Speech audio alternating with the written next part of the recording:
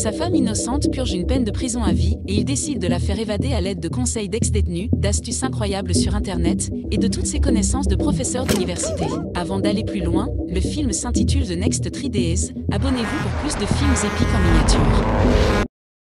Il y a 3 ans, John menait une vie ordinaire dans une belle maison de banlieue avec sa femme Lara et son fils Luke. Un matin, après avoir reçu son injection d'insuline habituelle, Lara est choquée de voir une tache de sang sur sa veste. Elle se dirige vers la douche pour la nettoyer, mais la police défonce la porte et l'arrête pour meurtre avant qu'elle n'ait pu terminer. Luke se retrouve alors seul et pleure car son père a également été arrêté. Lara a été condamnée à la prison à vie. Mais John n'abandonne pas, il rend fréquemment visite à Lara en prison avec Luke, qui ignore complètement sa mère. John paie un avocat pour faire appel, mais cela ne servira à rien. 3 mois plus tard, John rencontre son avocat pour examiner une nouvelle fois les preuves. Lara jure que c'est la femme qu'elle a croisée et qui lui a fait perdre son bouton de veste, mais il n'y a pas assez de preuves pour envoyer les flics à sa recherche. Le sang de la victime est sur les vêtements de Lara, et ses empreintes sont sur l'arme du crime. Elle s'est également disputée avec sa patronne avant d'être tuée, et un collègue de travail l'a vue quitter la scène de crime. John continue d'enquêter sur les preuves jour et nuit, mais en vain. Il vire l'avocat qui prétend que Lara ne sortira jamais de prison. Après cela, il va à la rencontre de Lara pour lui annoncer la nouvelle,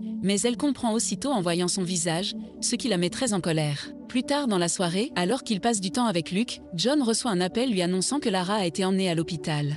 Après s'être battu avec le policier et le médecin, il obtient un délai de 2 minutes pour la voir. Il la découvre attachée au lit et portant un bandage au poignet qui lui donne une idée de ce qu'elle a fait. John prend la décision d'utiliser tous les moyens possibles, y compris les moyens criminels, pour libérer Lara de cette prison. Il commence par lire des articles et des livres sur les évasions de prison et organise une interview avec l'ancien prisonnier Damon Pennington, qui a réussi à s'évader de prison à cette reprise. John lui demande dans un bar comment il a fait pour réussir à s'évader de prison. En échange d'un peu d'argent, Damon donne quelques conseils à John, bien qu'il n'accepte pas le fait que ce soit pour des recherches universitaires. Damon dit « Cherche des activités qui brisent la routine de la prison. Il faut avoir une destination en tête comme le Yémen, où il y aura moins de touristes et planifier comment s'y rendre. En évitant les trains et les aéroports, voyager dans un autre état. Il faut aussi obtenir de faux papiers en béton et tout payer en liquide. Il faudra donc une somme d'argent importante pour tenir environ 5 ans. Depuis le 11 septembre, ils ont appris à verrouiller les différentes villes en 15 minutes, et si vous dépassez ce délai d'une seule seconde, ils vous tireront dessus à vue. La première phase est la plus difficile, sera de passer le pont de Pittsburgh. La deuxième phase est d'être prêt à dire au revoir à vos parents et à Luke pour de bon, et à tuer si nécessaire. Dès que John rentre chez lui, il occupe un mur et commence à élaborer une stratégie avec une carte, des images, des indices et des calculs. 3 mois plus tard, il note des petites choses à chaque fois qu'il rend visite à Lara en prison, notamment le nombre et l'emplacement de chaque caméra, et de chaque ascenseur de garde doté d'un trou de serrure, les ouvriers qui sont là pour colmater une fuite dans le plafond, et les véhicules qui passent chaque jour. John en arrive au point où il étudie son plan même en enseignant et vend sa maison pour réunir l'argent nécessaire à leur avenir. John commence à se rendre dans un quartier malfamé pour se procurer de la drogue et demande aux dealers s'ils connaissent des contacts qui peuvent faire de bons faux passeports. Il lui faut quelques essais avant de trouver un gentleman qui lui conseille d'aller dans un bar pour trouver l'homme qui l'aidera. Cependant, John tombe sans le savoir dans un piège où il perd tout son argent. Mike et sa petite amie sont au bar et observent la scène. Il demande alors de l'argent à ses parents, mais ceux-ci refusent car ils pensent que Lara est coupable. Quelques jours plus tard, il retourne au même endroit mais cette fois, 2 motos le suivent. En rentrant chez lui, il entend la sonnette de la porte, Mike est là offrant ses services. Avant de dire à Mike de ne plus jamais revenir chez lui, John lui offre des photos et de l'argent et dit qu'il passera le prendre ailleurs. Mike acquiesce et dit à John que s'il arrive en retard, il doit partir. La chose suivante qu'il fait est d'aller chercher un pistolet et demande au vendeur comment s'en servir. Le mercredi, il arrive pour rencontrer Mike à l'endroit convenu et attend là, bien qu'il se rende compte que l'heure du rendez-vous est passée. Mike finit par arriver et reproche à John d'être resté si longtemps, car la voiture qui est partie était une voiture de police. Il lui remet les papiers et l'avertit que son désir est excessif et que son désespoir l'égarera. La prochaine chose que fait John est de trouver comment fabriquer une clé passe-partout, une clé qui peut déverrouiller n'importe quelle porte. Il décide de l'utiliser la prochaine fois qu'il rendra visite à Lara. Il place la clé dans le bol avec ses clés habituelles, avant de passer le détecteur de métaux. Une fois le détecteur passé, il prend le bol et cache la clé dans sa main, avant que l'agent ne puisse l'inspecter. John prend soin d'attendre en dernier, pendant que les visiteurs sont conduits dans le couloir, puis se dirige vers l'ascenseur et insère la clé. Hélas, la clé se casse et reste coincée. John doit jeter la partie cassée de la clé dans sa main, tout en faisant semblant d'être innocent et attendant l'inévitable. Un policier qui se dirige vers l'ascenseur le découvre tout de suite. Lorsque cela se produit, l'alarme se déclenche et tous les invités sont interrogés.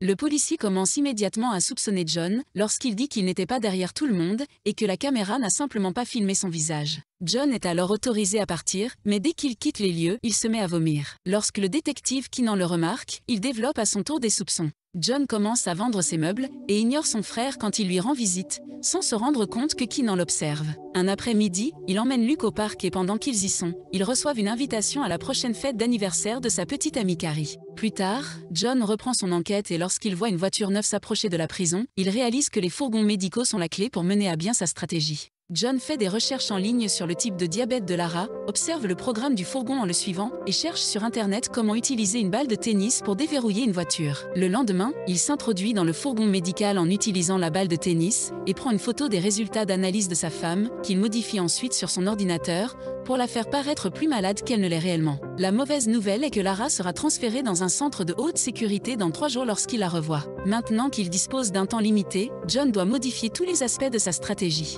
Comme il n'a pas encore vendu la maison, son plus gros problème est l'argent. Il prend donc son arme et se dirige vers une banque avec l'intention de la dévaliser. Mais finalement, il se retrouve incapable de le faire. Et à cause de son anxiété, il a failli écraser une famille avec sa voiture. Plus tard, il revient vers Lara et l'informe qu'il essaie de faire appel de son transfert, tout en avouant qu'il ne passe pas beaucoup de temps avec Luke. Avant de quitter la pièce, Lara admet avoir tué sa collègue pour tenter de persuader John d'accepter la réalité plutôt que de continuer à vivre dans un fantasme, dans lequel il y a encore de l'espoir pour elle. Mais John ne la croit pas, alors il demande une autre rencontre avec elle et promet de la faire sortir. La nuit venue, John retourne dans le quartier malfamé et suit un des dealers jusqu'au domicile de son fournisseur Alex, car il est déterminé à obtenir l'argent dont il a besoin. Dès qu'il trouve une opportunité, John saisit le dealer et le pousse à l'intérieur, incitant le chien de garde à lui mordre la jambe. Avant de demander de l'argent, John menace tout le monde avec son arme et oblige Alex à enfermer le chien et son ami. Il ne donne à John que ce qu'ils ont dans leur poche. Comme John n'a même pas été capable de tirer sur le chien, Alex pense qu'il n'a pas le courage de le tuer. John montre son courage en provoquant un incendie avec une bouteille de whisky. Alex se précipite à l'étage en prétendant avoir un enfant à l'intérieur. John le suit en utilisant le dealer comme bouclier, ce qui s'avère utile car Alex était en fait monté à l'étage pour prendre son propre pistolet. Le dealer reçoit la balle et quand Alex vient le chercher, John parvient à l'abattre en premier. Après cela, John fouille toutes les pièces et découvre un sac rempli d'argent. Cependant, lorsqu'il sort, il découvre que le dealer est toujours vivant et il demande de l'aide. En sortant de la maison, John conduit une voiture sans phare arrière et transporte le dealer mourant. Avant qu'il ne puisse décider d'emmener le dealer à l'hôpital, celui-ci décède. John laisse son corps à une station de bus avant de se rendre sur un parking déterminé pour scier la clôture. Après l'incendie, la police arrive pour enquêter et trouve du sang sur le sol, qu'elle relie au dealer et des fragments de phare arrière cassés, en guise d'indice principal. Pendant ce temps, John passe la nuit chez ses parents, et lorsque le père de John va ranger ses affaires, il découvre les billets d'avion et est surpris par ce que John a prévu. Le lendemain matin, John veille à ce que Luke fasse un câlin à ses grands-parents pour leur dire adieu, car ce sera son dernier, et le père de John lui fait également un câlin et approuve ce qu'il va faire. John est maintenant prêt à mettre son plan à exécution.